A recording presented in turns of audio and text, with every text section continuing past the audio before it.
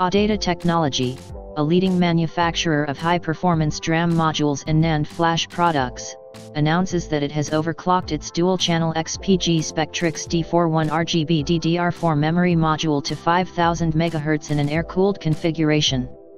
This exciting development is a reaffirmation of ADATA's strong R&D capabilities and the outstanding performance offered by the XPG SPECTRIX D41 RGB.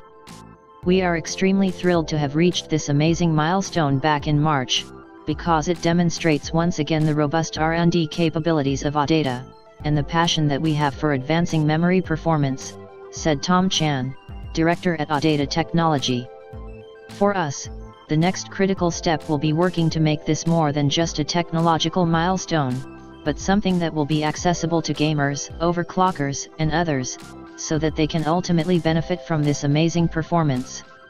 The XPG SPECTRIX D41 RGB hit the 5000 MHz threshold in an air-cooled configuration featuring a Samsung BDI IC, MSI Z370i Gaming Pro Carbon AC and Intel Z370 chipset with support for Intel XMP 2.0.